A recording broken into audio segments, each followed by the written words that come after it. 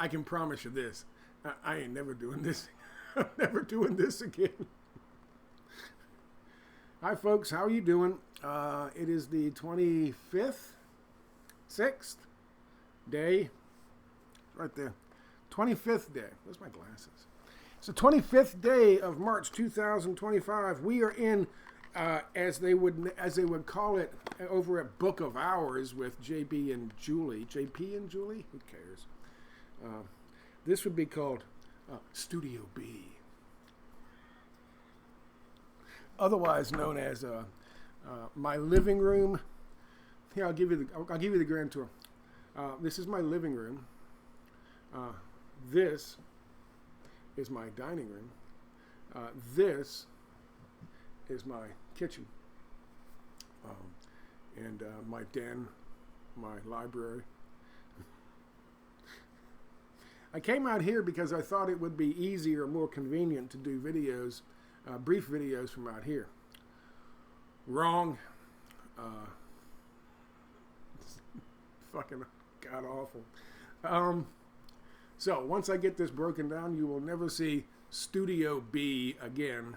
I promise you that. Maybe you'll see Bo in the background. Is he back there? He is. That's part of Bo. It's Bo! You guys haven't seen Bo in ages. Oh no, he's gonna walk through the field of fucking wires. I have the camera and the ring light hooked to my walker. Don't tell him all the secrets, Scott. I know, Bo.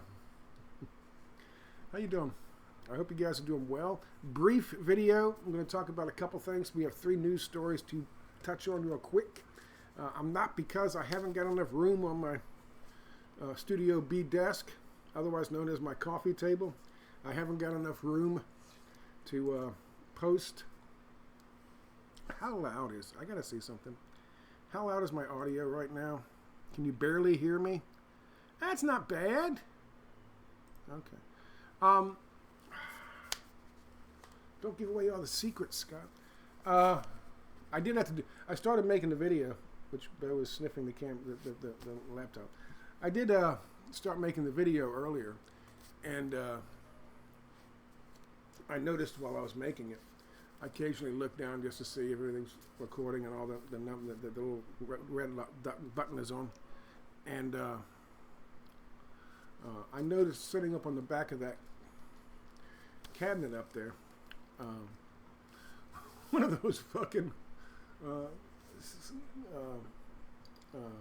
colon cancer self-test things they send you. For some reason, my doctor signed me up 12 months ago for it. And so I had one of those CP, so you can clearly see the fucking CP logo right over top, right in front of that box that's sitting up there now. So I was like, dear Jesus. So I had to take it down and remake the video. Lord. Lord. Some people just aren't cut out for this shit, Scott. Ever occurred to you? Let's talk about a couple things. And unfortunately, I'm not going to be able to pull up stuff for you. We'll just talk.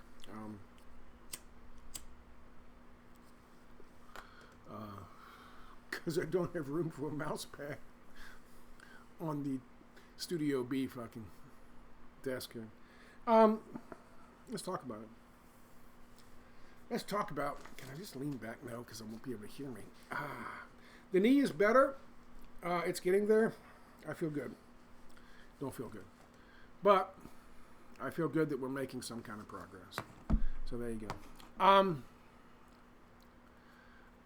Bombing continuing in, obviously, Israel. And the Khan Yunis fucking hospital that was just attacked. It killed a young man who was there recovering from his injuries. And an American trauma surgeon spoke out about it. He was his doctor. He had put him back together. He had got him healthy. And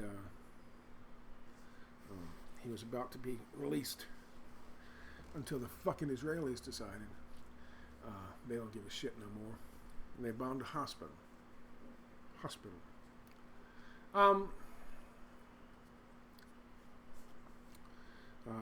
People are talking about the protests in Israel, and that's good. There's lots of people protesting. Lots of people are angry. And they rightly say, to some degree, that Benjamin Netanyahu is not going to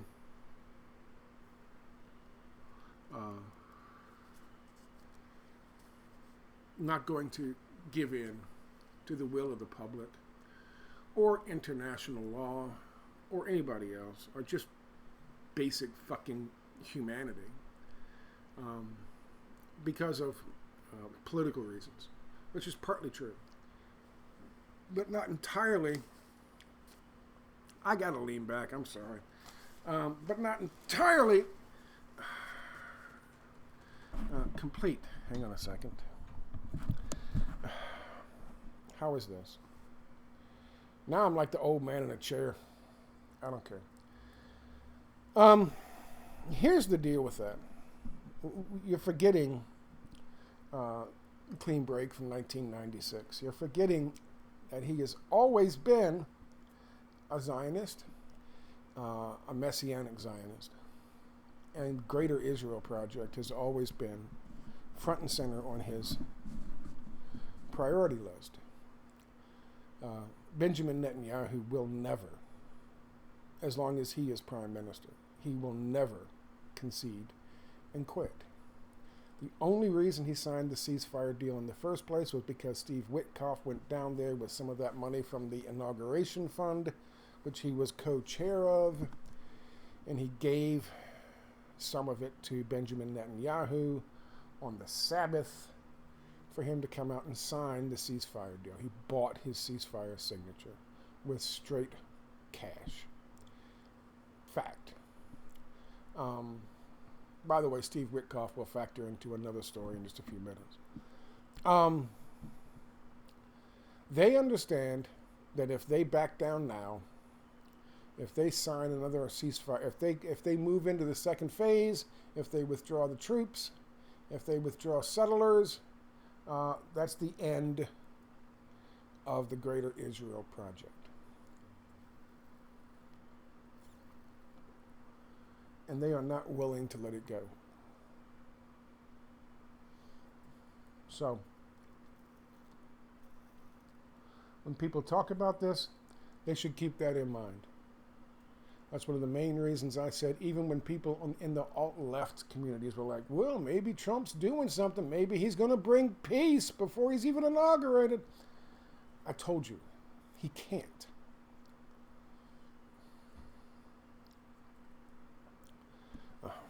They have every intention of making Greater Israel and Greater Kurdistan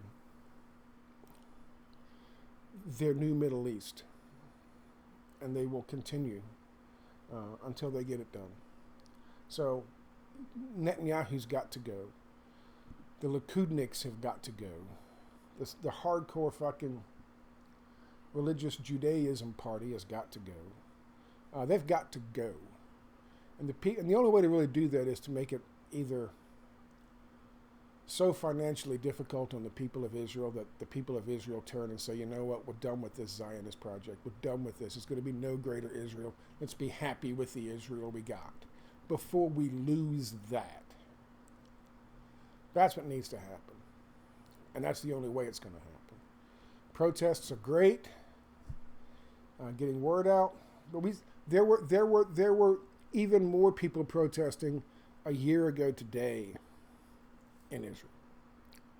The protests were bigger. And here we are. Okay, that's story number one. Story number two, the Atlantic report. This is where the Steve Witkoff comes back in.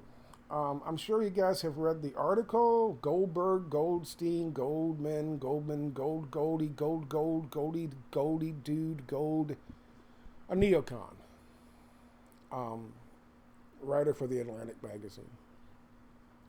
Was read in to sensitive, should we say, war plans dealing with Yemen. And he wrote an article about it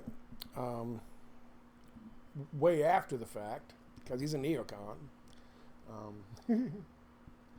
And I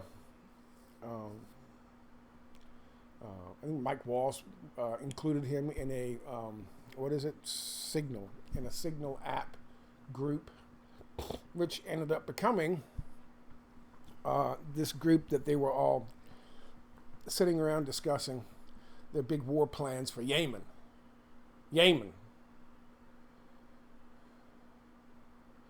Acting like Steve Witkoff was acting like, after the bombs flew in Yemen, Steve Witkoff was sending like fire emojis and American flags and thumbs up. Yeehaw!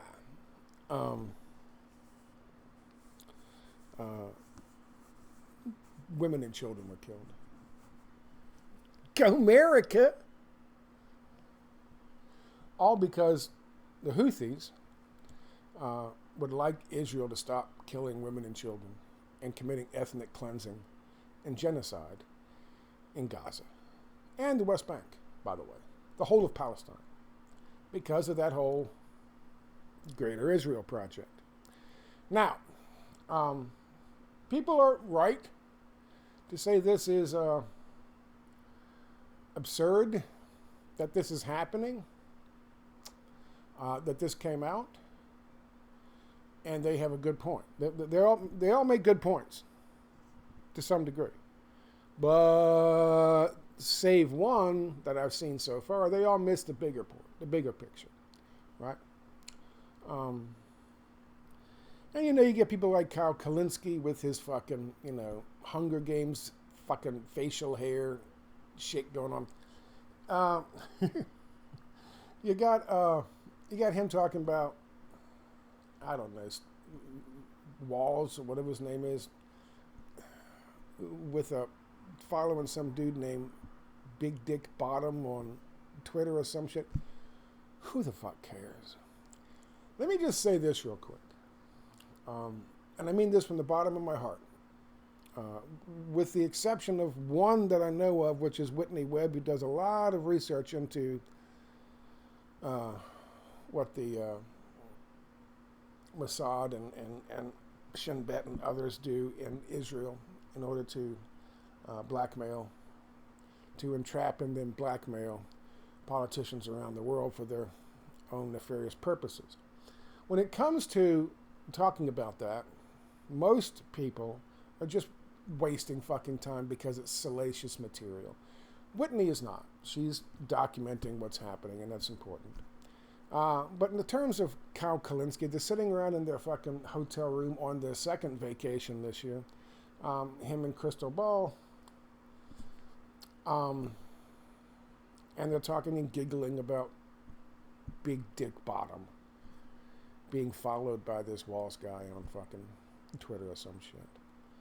And then he goes, well, we got to say it's dangerous because, the Israelis will blackmail people and get them to do what they want. Get them to do their bidding.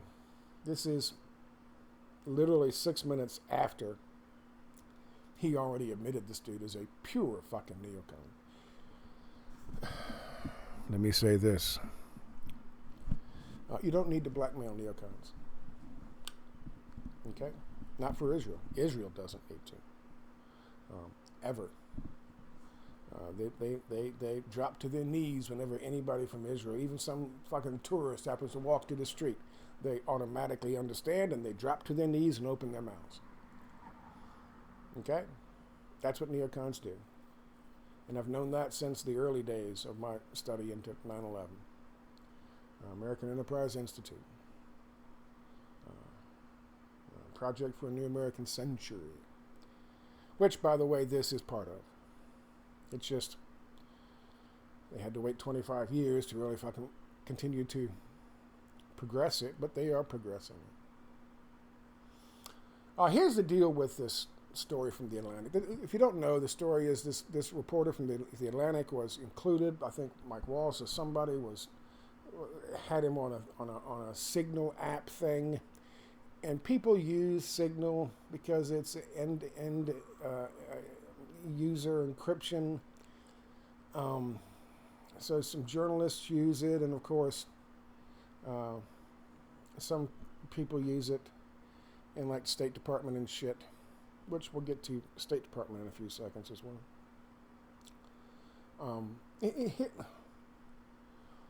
Here's the reality of so and they started including him, and they started talking about, and it was this guy, it was Hegseth, it was J.D. Vance, it was everybody but Trump, because of course Trump doesn't do jack shit, and we'll get to that in a second as well.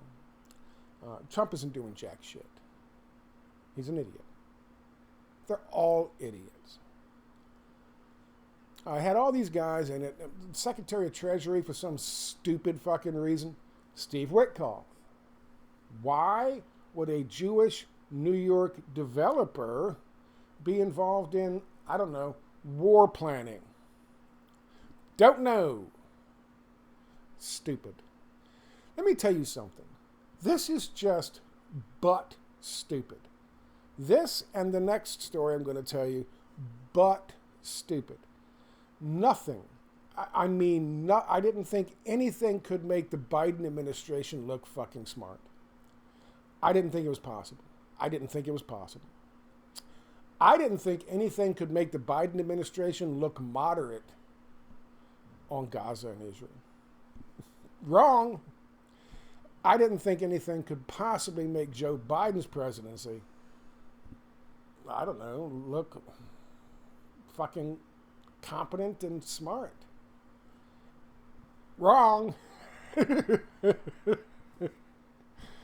So that, and then right before, this is like 8 days ago, right before the attack, they sent all the information. Okay, we're attacking from this location with these weapons.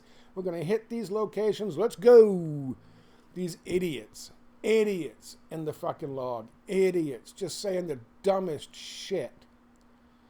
I think J.D. Vance was like, maybe we should spend our time invading Greenland instead. Just dumb people. So out comes the Goldsmith, Goldberg, Goldie, Gold person from the Atlantic, and he just wrote this big article about it and said this is what happened, and showed some of the exchanges. And people are rightly, how could you possibly have this guy in the fucking communication? Well, first of all, the guy from the Atlantic is a pure fucking neocon. And, in case you didn't know, they've been doing this shit for quite some time. They'll bring in some Mockingbird asset from the CIA who's on board with the program, so he will have exclusive information. He won't be able to publish it, or they'll fucking kill him, obviously, before it happens, but he'll have exclusive information, and he'll know the inside, and he'll be able to spin it as if his is the only fucking opinion that matters because he was there. They've been doing this for a while. It's like embedding a journalist in fucking embedding an embedded journalist in wartime. They've been doing it for a while. So when the rest of them looked at who was on the Signal app communication, and they saw his name, it wouldn't even fucking faze them. Okay? So everyone's talking about the wrong thing here, including Kyle Kulinski and his crystal ball wife. By the way, stop with the fucking Hunger Games fucking facial hair, dude. Jesus Christ. No one's going to think you're 20-something anymore, okay? Stop it. Here's the big story that people just don't get, except for one. And that is, Signal is a privately owned fucking app. And if you think any of them, Telegram, Signal, whatever, Tor, if you think any of them will genuinely create perfectly safe end user to end user encryption without the fucking owner of the fucking app to be able to intercept it, decode it, and read it, you are a, what's the word I'm looking for? Moron. Of course they're able to read the fucking communications. Okay? It's obvious. It's obvious. If you don't think it's obvious, get a couple of your buddies, sign up for fucking Signal, create a fucking Signal communication line, whatever the fuck, a chat, and then go on and start talking about child porn or bombing the White House. And then take your little stopwatch, old-fashioned kind, and see how long it takes them to fucking kick in your door. Because they will be kicking in your fucking door. Of course it's not fucking secure. And these morons are doing it while discussing fucking war planning. Anybody from fucking Signal, anybody who could, I don't know if you could, I guess people from outside Signal, maybe somebody who worked at Signal, who now went someplace else and got paid a bunch of money, told them what Signal did and how they did it, and it's not secure. It's not secure. And again, you can draw the comparisons between these guys doing this and Hillary Clinton using a private server for her communications in order to avoid any kind of states records. Okay? That's the big deal with this. That's the big deal. They're just so, and they're so stupid. They're so stupid. But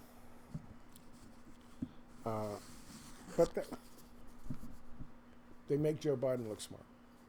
They're starting to make Joe Biden look smart. Lastly, we'll talk about the extraordinary rendition flights. Now, for some of you who are a little bit younger, you might not remember Dick Cheney and the original neocons. Well, the second incarnation, the original were from the 80s. And these guys, during the Bush administration, were doing what's called extraordinary rendition flights, where you would be targeted because someone gave up information on you or whatever, and they would come black bag you, and they would put you on a fucking flight, and the flight would take you to someplace, some black site, prison someplace, and you would be just disappeared and tortured and tortured and tortured and tortured. That's happening again under this new neocon fucking administration. All that talk and all these libertarians and independents and people who love freedom and liberty, all the fucking Ozempic Jones fans who are now chomping at the bit in love with Musk and in love with Tesla. I saw that cocksucker trying to sell a fucking Tesla. I saw him standing in front of a Tesla trying to help Elon Musk recently. What a piece of shit he is. He looks like a deflated fucking beach ball. Ozempic Jones. I think people watching my videos because I see fucking, I see Kyle Kalinske calling him that. I know damn well I was the first one to call him that. It's Ozempic Jones. That piece of shit. Those people who during the Obama days was like, oh, and Biden days was, oh my God, they're going to be rounding us up and putting us in camps and labor camps. Ah, freedom, ah. As he does his fucking bullshit act. Now it's kind of sad watching a deflated beach ball do that dumb shit. Now it's happening in the United States with fucking Donald Trump, and there's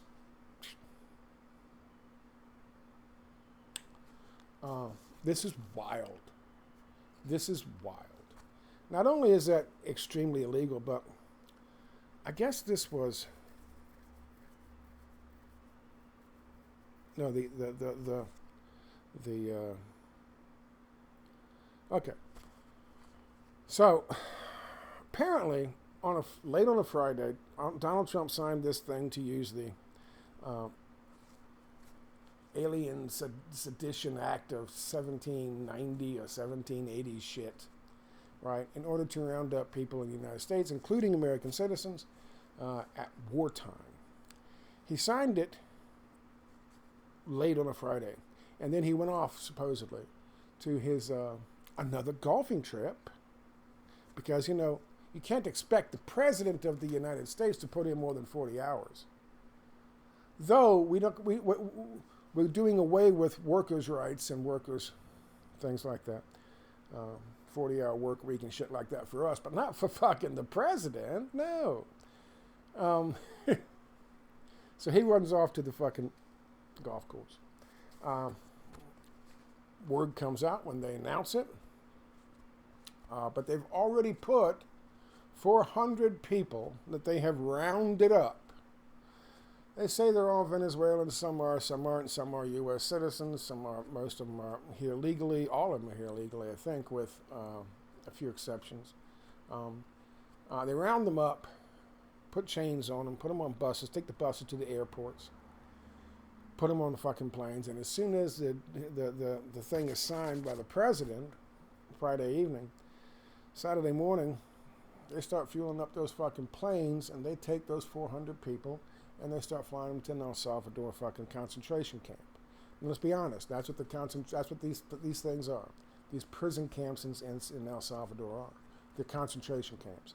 The Nazi who's running their company, the neocon Nazi who's running their country, has realized, hey, that Hitler guy was onto something when it came to free fucking labor for big business.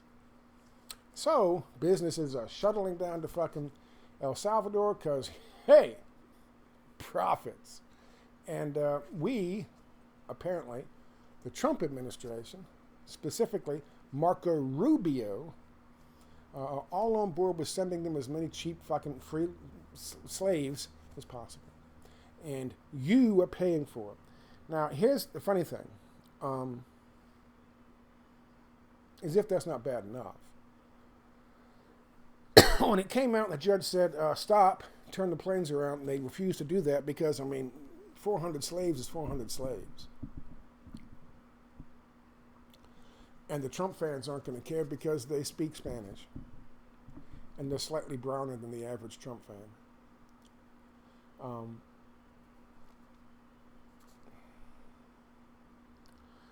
First, they came for the slightly browner than the average Trump fan. But I wasn't slightly browner than the average Trump fan, so I said nothing. Think about it, boys and girls. Because they already had some slaves to put in those camps, those prison camps down there, they didn't turn the planes around. And in fact, when they hit the ground, they were supposed to refuel them. The judge said, refuel them, bring them back. They said no. And he said, oh, and the judge published a thing saying, well, why did you do this in the dead of night on a Friday, late Friday? Was it perhaps because you thought by the time, Monday rolled around and somebody could file an injunction and have it stopped, you'd already have 1,000, 2,000 slaves in those work camps you're creating down in El Salvador with a fucking Nazi who's running the country? Is that why you did it? They didn't respond. They didn't respond. Donald Trump was asked about signing it. Why did you sign it so late? He goes, well, I don't know when it was signed. I didn't sign it. He said he didn't sign it. Clearly, that's his signature. They don't care about Donald Trump. Donald Trump isn't doing any of this shit. He's just the front man for these pieces of shit. He's just the front man for these pieces of shit. He goes, oh, I didn't sign it, and blah, blah, blah. And isn't Marco Rubio wonderful? Little lion Marco. So, that's what he did. And then it came out, I'm confused in here. I can't think. It's Studio B.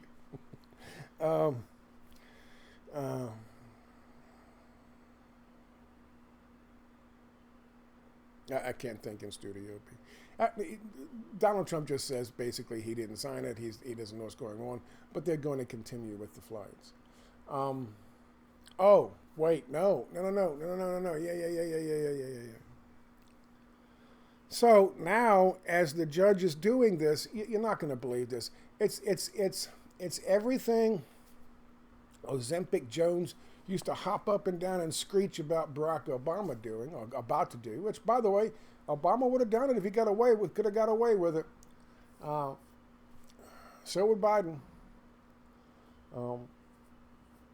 The problem, here's the thing. Now they filed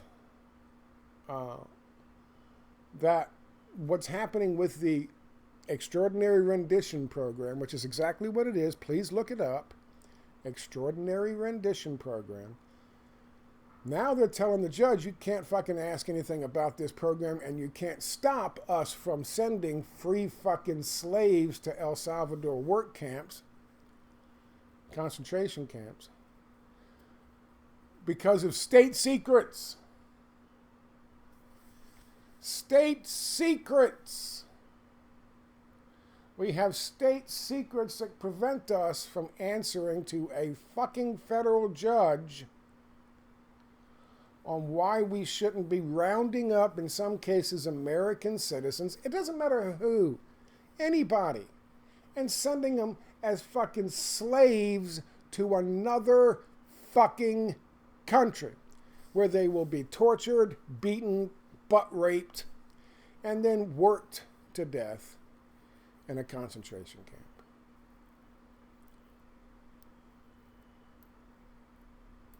And Ozempic Jones, the fucking deflated beach ball that he is, that piece of shit, is right now filming yet another fucking Tesla commercial to try to keep Elon from losing too much stock value.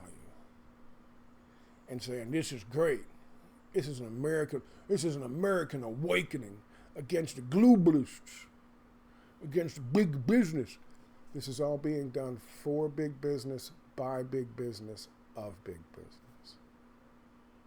That's why businesses are flocking to El Salvador, who, by the way, said just 7 months ago, we are open for business. I didn't think it would be possible for any administration to come along and make Joe Biden administration look smart and competent. This is just remarkable to me. It's remarkable to me. And I hope it gets all of this shit gets as much press as possible. I do. You won't see Studio B again. This is a pain in the ass. I got wires everywhere. I'll just make shorter videos in there in the morning from now on. But anyway, I thank you for coming by. I thank you for watching. And I will talk to you later. All right? I got to wait. Wait a minute. Okay. All right, guys. I will talk to you. Bye. There's a button. Which button? I don't know which button. That button?